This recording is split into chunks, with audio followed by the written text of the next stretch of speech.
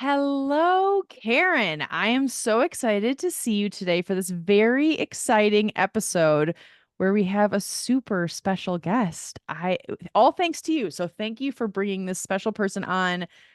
I'll let you take it away. Oh my gosh. It feels like full circle. Katie, always wonderful to see you. And it feels like full circle only because I think, Johanna, I feel like I've mentioned you like at least 3 times on this podcast. At least. Yes. At least. And like the most recent time I messaged you and I was like, at minute whatever, I like just lose my mind about how amazing you are. I just wanted to let you know. Oh, by the way, Katie and I would love to have you on. And when you said yes, I was like, oh, Johanna said she come on the podcast. Yes, I mean, Flattery, Johanna, flattery will get you everywhere. you No, I'm you so def thrilled. I listened to the entire podcast epised. It was great. Oh, Thank thank you. you. You're like almost to Beyonce and Michelle Obama status of like how often we Oh. mention you. It's not far away. Not far away. So welcome, Johanna. Oh, Thank you so much for being here. thank you so much for having me. Oh my God, that's so I'm gonna be laughing about the Beyonce. Okay, so um because we are not going to do an intro beforehand this time, will you please introduce yourself? And like I said, as much or as little detail as you like, but Yes. listeners are familiar with you. Yes, of course. So I've spent my career in media and but I have this whole kind of side gig of coaching and like yoga and just like all the out there stuff. And I've always been on the revenue side of media organizations. It's a pressure cooker of an environment. It's an industry that's an existential crisis. And so for me, I really found a lot of perspective. Several years ago, I did a self-care class in 2015. And that kind of started my journey on, I guess I would call it perspective building, right? There's like the busyness of your day, there's the busyness of your life. I have 2 kids, I have 2 dogs, but what provides me perspective? Because none of that needs to dictate who I am every day. So I would say that's kind of now I have my own consulting gig. I still work with media companies, but I also do leadership coaching, and I don't teach yoga, but I do a lot of yoga, and I think that I try to incorporate in my consulting perspective and perspective bearing exercises because I think it's useful no matter who you are and what you're doing. And I will say, you and I were former colleagues, and it's so funny. Okay, so it's so funny when we met, quote unquote, met, right, on Zoom. We were having Zoom issues, and it was like another colleague and I, Vanessa, who I've also mentioned on this podcast, and I were doing this like onboarding kind of rounds together for 2 weeks. Yep. And we met with you, and you said something about being old, and I was like, oh, honey, I'm sure I'm older than you. And it's how we discovered that you and I were the oldest staffers Yes. Oh at my the time. gosh. Yeah, literally, like oldest, and then she's 3 months younger. Yes. It's kind of amazing. And it was so fun to have a buddy in the Gen X crowd. Like it's all millennials and Gen Z. And it was like, I see you. Exactly. Oh my gosh. And Vanessa, I forget. I'm trying to remember. It was just I mentioned Vanessa too because like the other thing is that like given your background, right? You're like so grounded in the money side of it, but then you're also this like luminous yoga creature. And so it's just like always on Zoom like, oh, okay, everything's fine. It's all going to be fine. It's all going to be fine. I mean, this is so amazing. I so appreciate you two bringing your relationship into the podcast so that we can all benefit. And honestly, Johanna, I have to say what you said at the top when you were introducing yourself about how you have 2 kids and 2 dogs, but you help people not only be defined by those things, like that is a mic drop. I think so many of us are tied up in like the minutia of day to day. It's like, we're parents or caregivers, or we are dealing Mhm. with something that is in our bodies or in someone else's bodies, or like, just like the existential kind of, swirling of it all. I mean, we're recording this on September 11th. which is Yeah. its own day. And then also it's the day after the presidential debate, which many of you, I'm still wearing my Kamala t-shirt. Yes, I wore it last night. Yes, I slept in it. And yes, I'm wearing it right now. I'm never taking it off. And so that I just so appreciate the perspective that you're identifying it. I mean, right away about like, we're not just those people. I think I think about balance a lot. And my mom said to me, I mean, so many years ago, that balance isn't something that's found in an hour or a day or a week or a year. It's over a lifetime. And I think that there are times in our lives where we're sucked into the vortex, understandably, right? And but there are always moments of perspective and things change. There's always opportunity for perspective. And sometimes, I mean, look, I'm on a journey. Like I'm no expert at any of this. I fight it every day, right? But there I think with space, like I couldn't create as much space when my kids were really young, right? Like now I have more space to for myself and for that perspective. But I do think that space can happen when you're sitting at a red light. Mm. Space can happen when, you know, you're waiting at the vet for your dog to come out, whatever it is, right? Like there is, but you have to prioritize it, and that's a practice that doesn't happen overnight, right? Like I feel that I've been on this journey of kind of more awareness for 9 years, and I'm still shitty at it sometimes. Like, you know, if it's, and it's busyness. Busyness is what steals away space, which steals away grace and perspective. Busyness is really hard, and that's the, it's like, I mean, it's part of life, right? Like that's what molds us. And it's about, you don't want to remove yourself from everything in the world so that you can be the Zen master. What fun is that? But at the same time, you know, you have to uh, create space in order to choose how you want to live your life. All right. So my question for you, because I feel like Katie and I are both like, you're so right. Oh my God. I'm really bad at this a lot of times. Like, I'm not saying this as someone who has like mastered this at all. I just want to be clear that I struggle with this myself. But to even identify it and to be able to put words to it is huge. Right. And so, okay, you say you're still on this journey. Fine. I guess I believe you. I am. Okay, what are some things that you do? Because Mm. that is resonating so much for me right now. I had therapy this morning, and that is what we talked about. Like, I feel so squished that I cannot Yeah. think. Yeah. So I'm sitting at a red light, and I don't even know what I'm doing at a red light right now. No, you're lost in thought. And I definitely get like that too, right? When you feel squished. I mean, so okay, so I think for one, like exploring, what does squished feel like? What does it feel like in your body?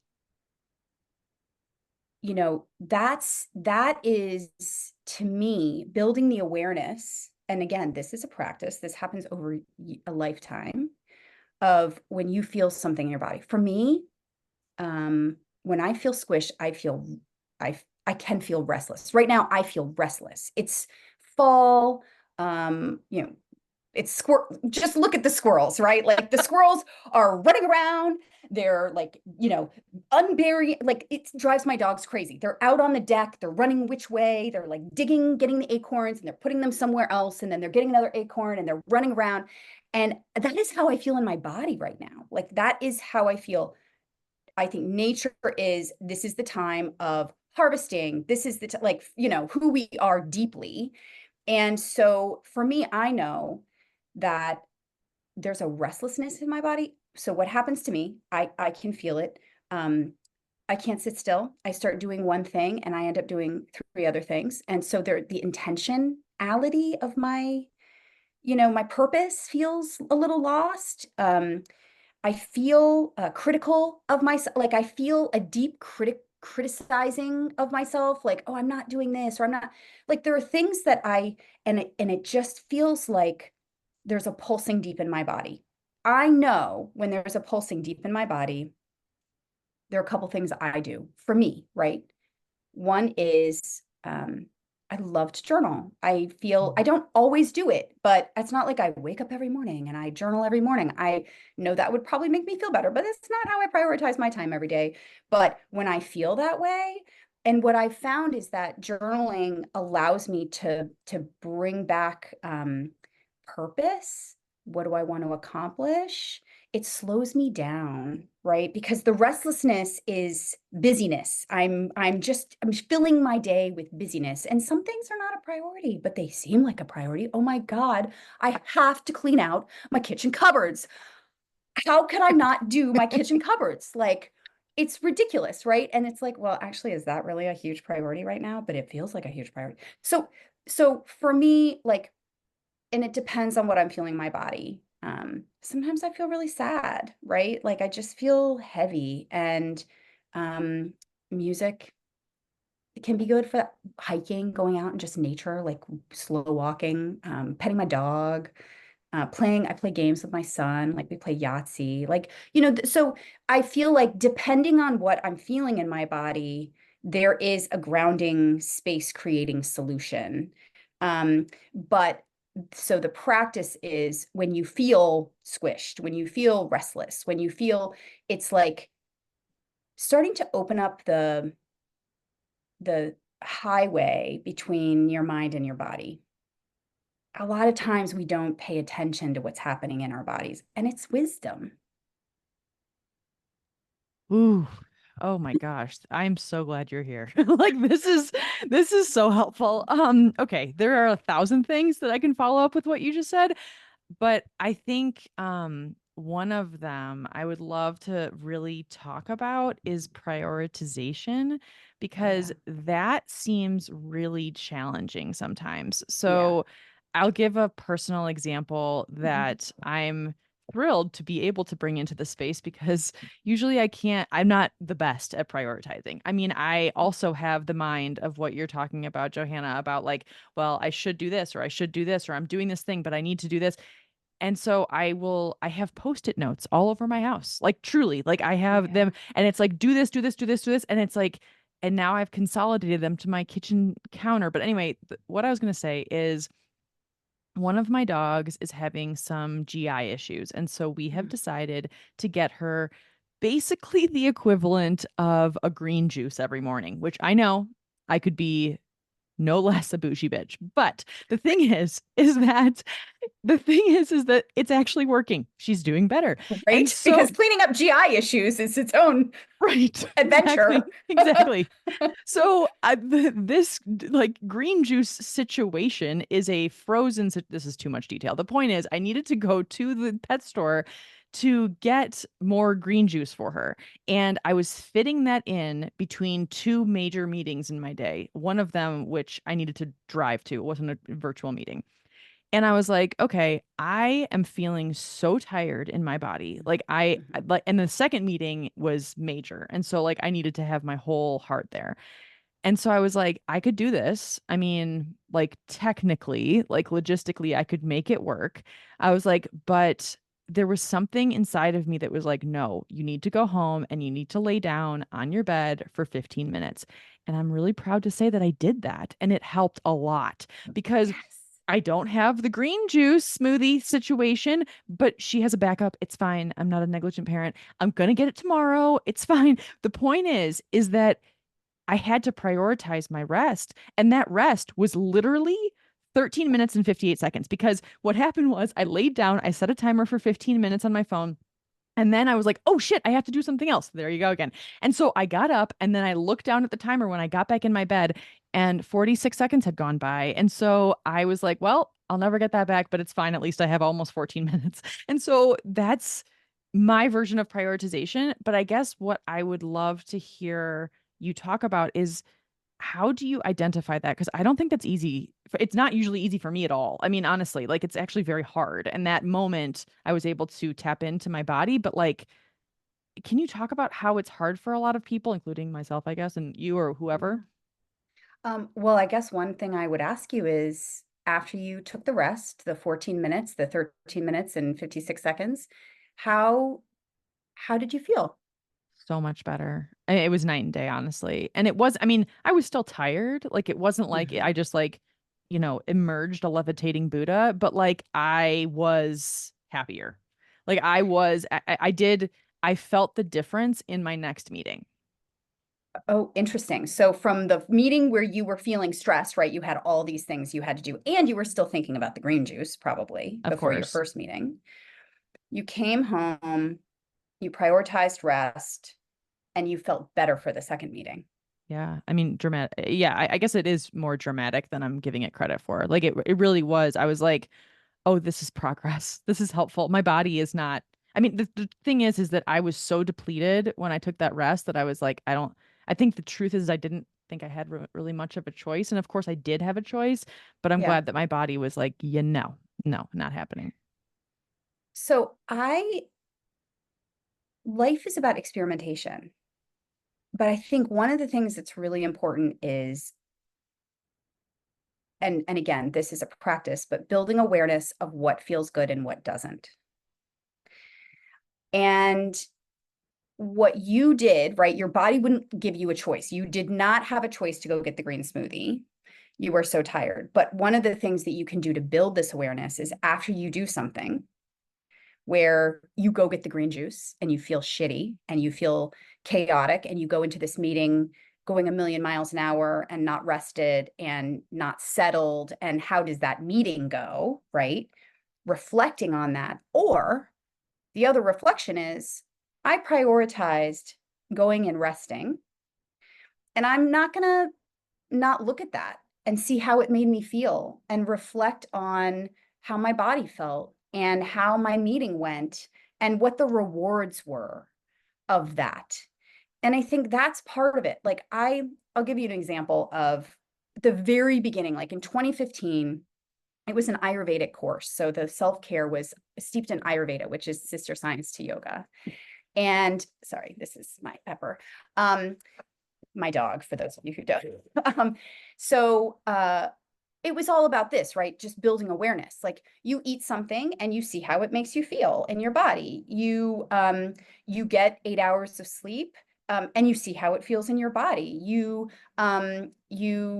drink a bunch of alcohol and you see how it feels in your body. There's no judgment, right? There's only curiosity, and it's all just feedback. It helps you lead a life where you can follow the energy, where you can avoid the things that don't make you feel good and lean into the things that you do.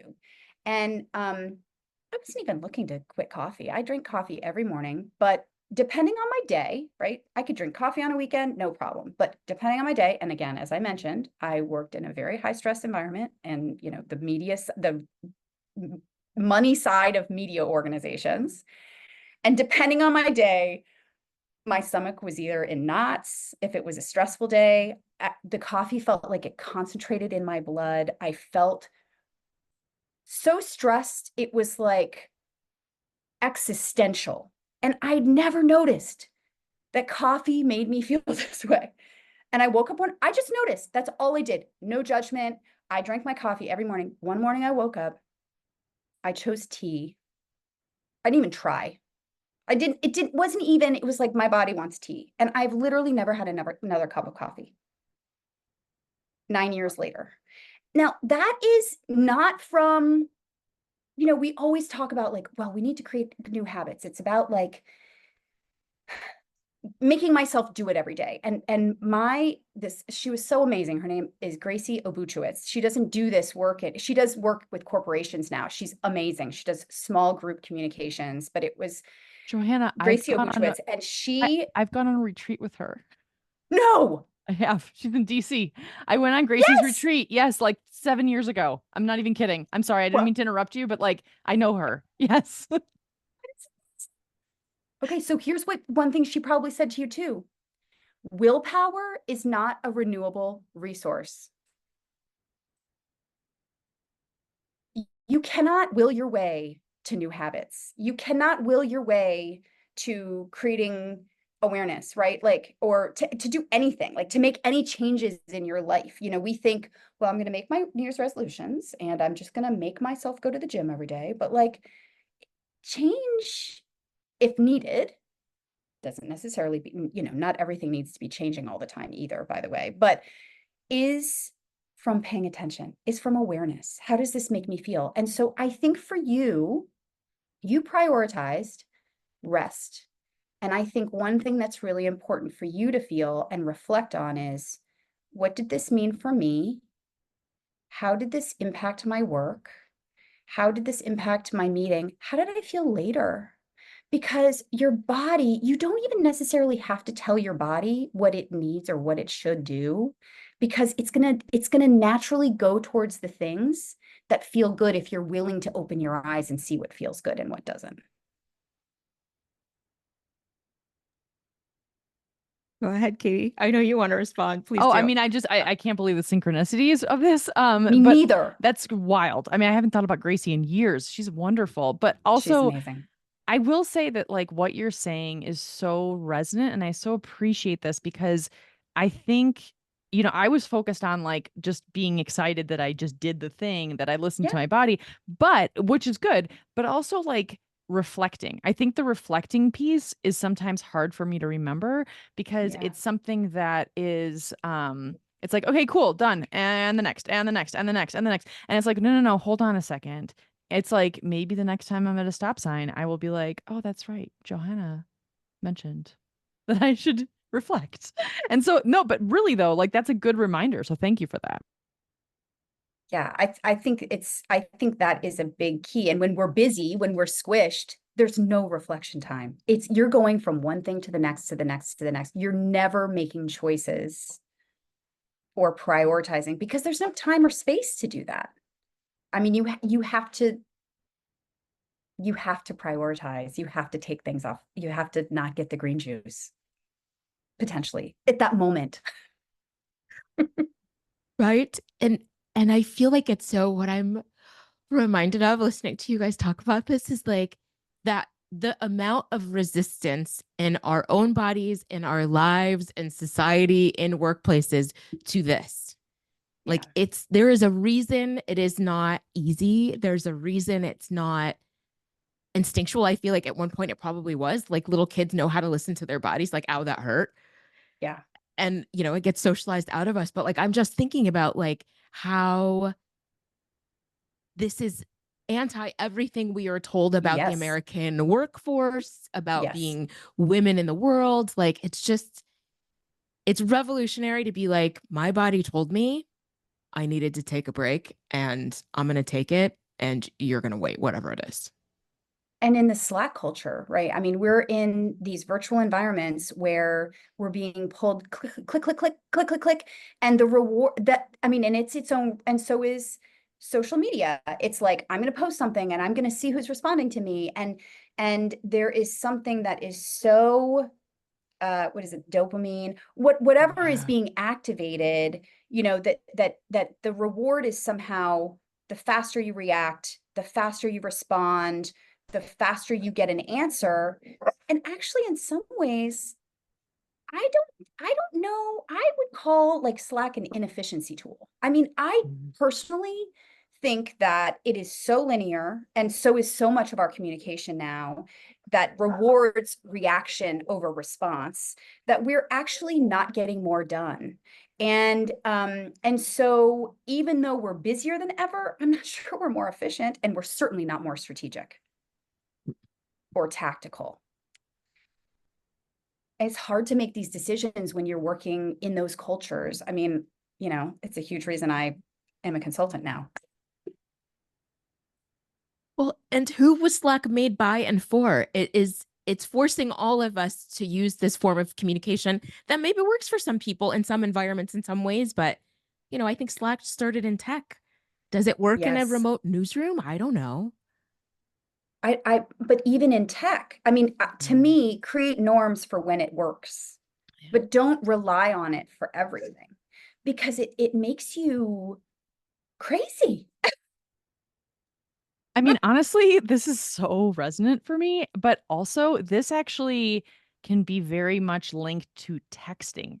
Like I have text anxiety. I have to be honest. I am known by some of my friends. Some of my friends are really cool about it, but some of my friends are kind of annoyed by the fact that sometimes it takes me a week to respond. I treat texting sometimes, unless it's an emergency, like an email. I'm like, I am going to keep that unread for a while.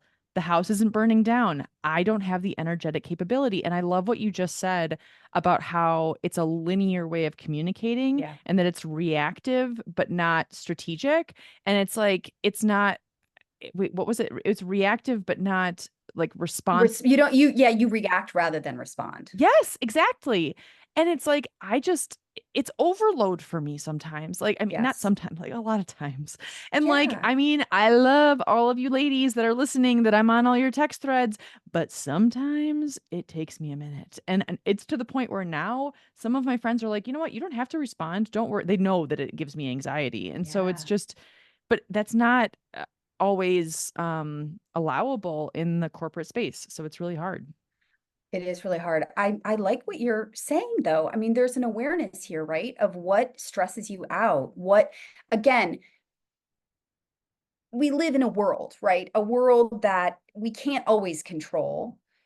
We can control ourselves. We can control how we want to handle something. There are times it may be busier, and then we know, okay, this is going to be a really busy day, and it's going to be hard. But so what I'm going to do for myself later is, or tomorrow, I'm going to have a calm day, or, I'm going to take meetings off my calendar, whatever it is, right? That we prioritize ourselves at some point, understanding what we're going through, what we're dealing with. But I mean, texting, slacking is stressful to you. It's a lot of stimulation. It's a lot of, inputting information. And that's something to just be aware of, that when you have more of that in your life, and then start experimenting. Are there antidotes? Are there things that can lessen? Are there small steps you can take to make it less overwhelming? Prioritizing and waiting a week to respond to something that's not life-threatening sounds like a really good choice. That's a choice. And you can inform your friends about that. You have. So that to me, and I think maybe what you need to do is reflect on that and see how that makes you feel, because you're doing it. Okay. Thank you so much for that, for making hand movements at each other. Oh, I just love that. And I mean, so not to be dark, Yeah, however, like what you're describing, these things, these conversations, this conversation we're having, I feel like to some people in my life, they will hear these things and say, like, what a luxury that is. And it's it's true. not, do you know what I mean? And I feel Yes. like, what if it wasn't a luxury? What if it was vital? And what is the cost of not doing some of these things? Yeah. I, I mean, I totally agree. I think it is a luxury. I think it's a privilege, right? I work at a desk job. I work from home. I have a bed literally right here. I take naps. I take my 15-minute naps too. Most days I just lie down, like, especially if I know I have a meeting in 30 minutes, I will set my timer for 20. And so, yeah, that is a luxury. That is a privilege. And it shouldn't be. It should be accessible to all. And it's not. And it is really, I think, I I don't know what the answer is there. I do know that even even at our busiest, that there's always sitting at a red light. And there is an opportunity to see friends and be bolstered by your community, right? That, like, things can still be prioritized. Awareness is available to all of us. We may not have the same flexibility in the time and space that we can create for ourselves. But again, I'm saying this as someone who is sitting next to my bed and works from home and now almost never uses Slack.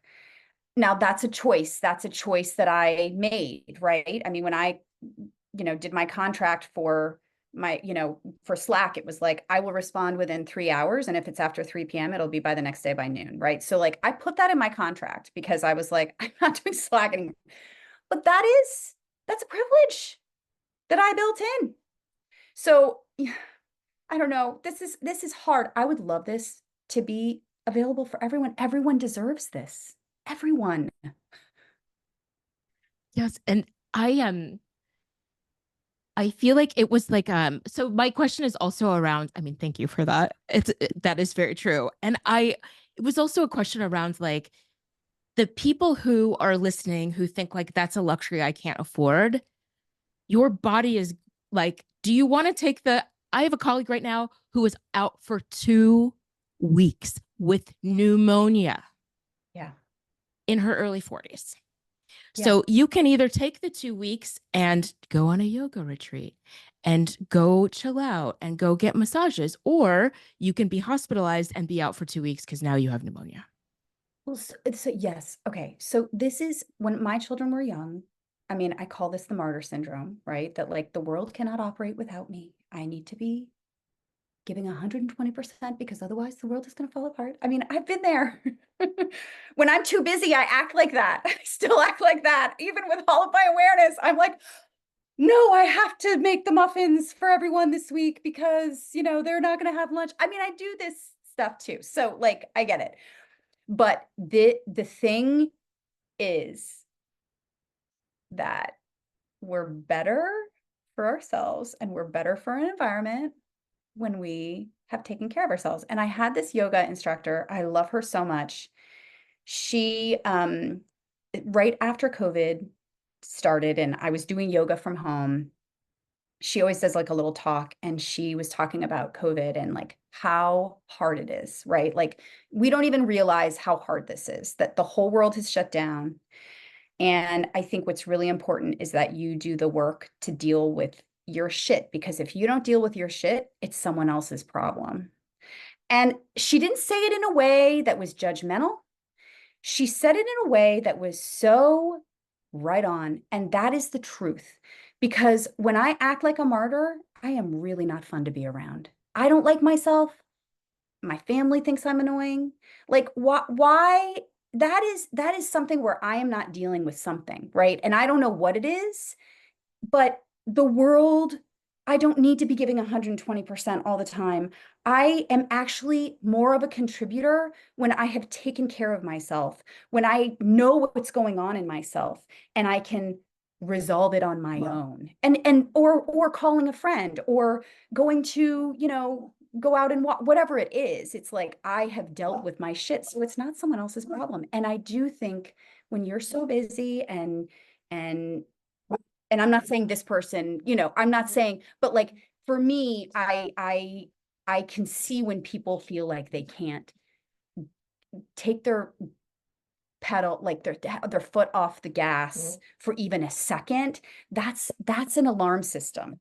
That's an alarm system that someone needs to slow down and someone needs to examine themselves, like examine what's going on. And journaling, just sitting. Sometimes I just sit and I just touch my heart and I see what's happening there. Or sometimes I feel like I don't have a voice or something. I like touch here, touch my throat, or sometimes my third eye, my intuition center, if it feels bruised, right? So it's like, I just sit and touch my body. And I sometimes just give myself a hug, because if we can witness ourselves and we can see like, wow, you've been doing a lot.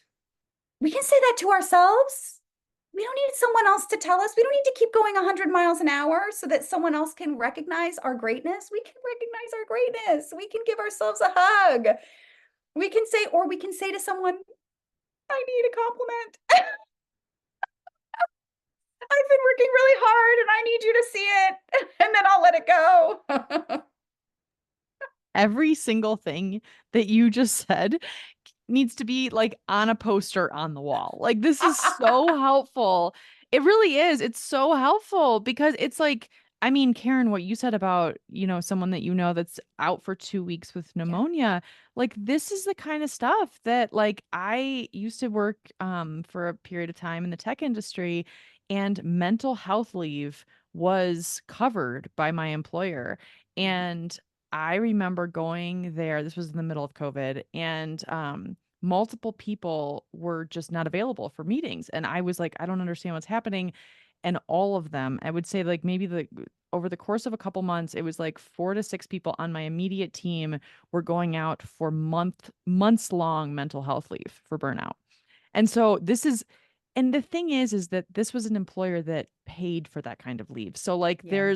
I'm not saying that that's a crutch, but it's like that is the level of severity and Yeah. seriousness this is. Like this is not like, I mean, I want to fight for the idea that this is not a luxury, that this is like, something that we all have to do, or like our bodies are going to revolt against us. But I think one thing that I would love to touch back on, Johanna, what you said a while ago, is around curiosity. Like a Mhm. curiosity for ourselves is just such a beautiful framing Mhm. for if we're feeling overwhelmed, if we're feeling like we can't stop, if we can't have that red light moment or like touch our bodies and take a deep breath. Having the curiosity versus judgment, because I mean, everyone who listened to the last episode, I talked about my panic attacks and I have judgment around those panic attacks.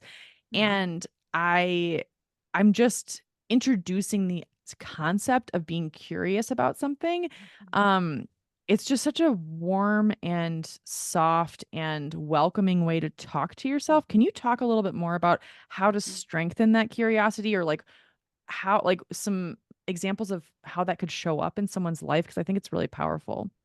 Yeah, this is a real practice. I mean, I'm someone who can be very judgmental about myself. I mean, I spent my entire like childhood and probably my teenage years and into my college years just being so hard on myself, and probably my 20s too. I mean, this is something that I've really been trying to practice. And I think that for for me, one thing that can help, well, I mean, just reminding myself, this is just, I'm just a human. I'm just making my way through a world. There are a lot of things I haven't done, even at 48 years old, almost 49 years old, that I haven't done yet. And so I'm allowed to make my way through it the best I can, right? So like just acknowledging that it's I think our first rodeo for all of us, right? Like a lifetime. I mean, maybe we come back, but like I don't remember the last however many lifetimes I've had, if that's the way the system works. But like this is my first rodeo. How humbling, how exciting, how scary, how like all the human things. So we're all just trying to make our way. I think that we're in a very judgmental moment in history right now. I think there's a lot of there's just we're in an environment where, I think partly like people put themselves out there on social media. It just creates a lot of judgment. It creates, and so I definitely think that in some ways my curiosity, I think about it as a choice, and it's a choice in my bubble, right? Because externally, I'm judgmental internally, I can be judgmental externally too, right? But sometimes when I feel that, it's almost, I actually can feel it in my body. It's like this gigantic eyeball.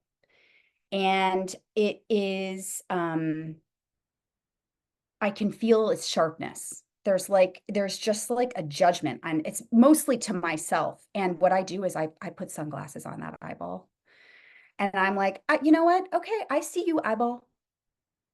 I see you getting that huge gaze on all the things that like I'm doing, or that I'm lazy, or I'm not doing enough. I mean, that's a big part, right? Or that like and so okay, I mean, I can't get rid of it, but I can dim its, I don't know, its gaze. And so for me, again, it goes back to how do I feel it? I can actually feel the judgment in my body now, and it feels like a gigantic eyeball. That's the only way that I can describe it. And so, but let me just say, judgment at a lighter level, at a sunglasses level, is discernment too, right? Like none of these things are bad. Like we can be judgmental, and that's a natural part of who we are. Like most of the things that we feel are very human. And a lot of times these things are constructed to make us safe, right? And so we can't get mad at those things. Can't get mad when I don't approach it with curiosity. Instead, I'm approaching it with judgment, but I can be aware of it, and I can put sunglasses on my judgment and just say, nope, I'm not doing that today.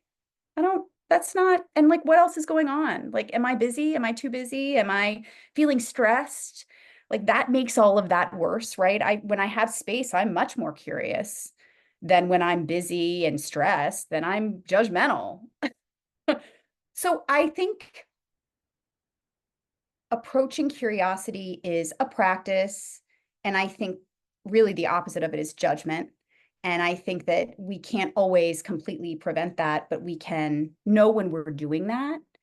And I talk to my big hairy eyeball. I mean, I have another little character, and it's my urgency troll. And that's the reaction rather than response. And I have to literally, he wears these huge clogs and he stomps around and tells me to hurry up. And I can't get rid of him, right? And he makes sure that I'm like hitting my deadlines on time. So I just put felt on the bottom of his clogs so that he's a little quieter. And I just say, urgency troll, I hear you. I know you're worried we're going to be late, but it's going to be okay. So it's like I have these like characters in my life, but I love them all, right? Like I am a human and I have a lot of things that make up my humanity. And it's okay because this is my first rodeo. So I think that for me, I've just tried to like love and embrace all the aspects of who I am. And and again, it is a journey. I'm not always there. Does that make any sense? Maybe I don't know if you. I'm just speechless. This is so I mean, yes, it makes sense. It makes beyond sense. It's like your characters are, I mean, it's just amazing that you have identified exactly what they look like. The eyeball with the sunglasses over it is an amazing visual. The urgency troll with the felt on the bottom of its shoes is an incredible visual, and it's so helpful to externalize those things. I think that is also like a Jedi trick that therapists have told me over the years, but I forget. And like it's so Oh great to be yeah. reminded. And I think it's amazing how when you're describing those things, they seem so playful to me because I'm Yeah. not the person who created them. And then in my mind, if I was to create them, like I don't even know what they would look like. They would be like some scary shit, like Game of No, they Thrones wouldn't stuff. necessarily. You But don't know. you're right. You And should that's the sit down thing. and think about them. Exactly. And I think that's the thing is I haven't been curious about them. And so like it would be much better for me to be curious and like this is actually in the recesses of my mind bringing forward this like kind of I don't know if you're this is a weird tangent but like if you remember the very first the very first Jurassic Park, when Yeah. the guy who plays Newman goes into the woods and he happens upon this teeny tiny Yes. dinosaur and he's like, "Oh, how cute." And then the dinosaur has these big sides to him and he like flails Oh, open and then he kills him Yes. really quickly. So I'm Yes. pretty sure that's what mine looked like a Oh long my time ago, God. but also like I can make that more playful and I just think that's like no, you're totally right. It's like it's really helpful to hear other people's characters because then that can inform and give permission to maybe the ones in my mind. So, Karen, please take it away. oh no. Okay. Well, I mean, I have a lot of reactions. I just wanted to, I could see you reacting and I was like, oh my gosh, I love this. Okay. Oh, I don't, there was something I was gonna, oh, okay. I know what it was. So also I had a conversation with a friend this weekend about exactly like you're talking about judgment. And we all judge ourselves. And I have a group of friends I love deeply who are deeply fucking judgmental people. Mhm. They just are, right? Like a lot of them are gay men. I feel like they're professionally judgmental. There's Yep. some class they all go to where they learn to do it. Like, fine, good for you. And, I've known these people a very long time, and they're especially judgmental about relationships. A lot of them have been in their relationships a long time. And so the notion that I haven't been in a relationship for 25 years, like, fascinates them, and they want to talk about it and all these things. And my friend was just like, that's doing something for them. Like this, like, these conversations where like you feel like you're like on the stand, Oh, and it's yeah. like a tribunal, right? Of like, yeah, just where I feel like I'm at a trial on the stand. And I just, like, I don't know if you could speak to that, but I love that idea that, like, right. Like, I've struggled with this for so long because they're so judgmental, and it always happens when we're drinking. And then I just give in to this sense of like, of course I owe you an explanation for all of these things. That's Oh, absolutely right. yeah. Right. Yeah. So yeah, I don't know. Whoa. It I'm so strikes glad you. you brought that up. I go back to, how does being with them make you feel? Mm, yeah. That's so hard. That's It so is so hard. hard. And Because then you have to here's the look thing. at your It's not just, shit. no, I know, Oh. but it's not just there, right? It's like you could have a different feeling when you're in the environment and you feel differently than you do later, than you Mhm. do before the next time you're supposed to see them, or when you're setting up seeing them. How do each of those moments make you feel? Because here's the thing about judgment. As I was saying, judgment is also discernment. And spending, our environment is important, right? I mean, we are who we are, we can choose, but part of that is creating an environment that feels sustainable for us, that feels nurturing for us in whatever way, or fun, or joyful, or um, exciting. Like, no judgment on whatever people want out of their lives, whatever gives them energy. And I do think that this is a big thing. In coaching, we talk about this a lot. When I did my coaching certification, you follow the energy. And if something gives you energy, and sometimes something can give you energy in the moment, right? Like if I drink a bunch and I'm the life of the party, but then the next day I feel pretty bad. And it's like, well, maybe I don't want to, that doesn't actually, in the end, give me a whole lot of energy, right? So, but following the energy and seeing, where is there energy, and when and where are you feeling it? Or is there dread? Or is there, and I think that is, to me, the best way to discern a life, carving out the life that you want to see, carving out the feelings you want to be with. And it doesn't have to be all or nothing, right? It can be, you know what? I'm going to see these friends when I feel this, but right now I'm too busy. I feel squished right now, and it's going to bring me to my knees if I see them right now.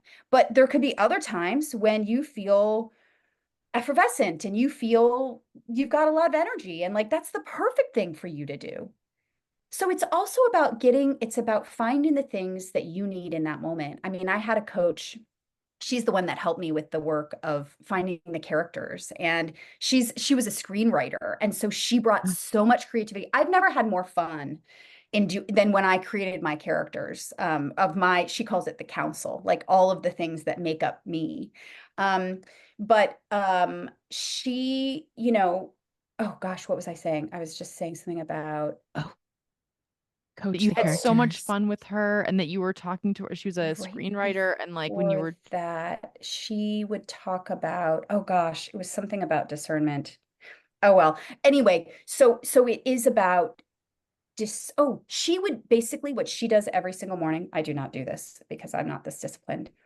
She sits down to meditate, and all she does is ask, what do you need today? She doesn't focus on her breathing. She doesn't do anything. She just sits on her bolster, and she sits there, and she gives herself like a little bit of space, and she says, what do I need today?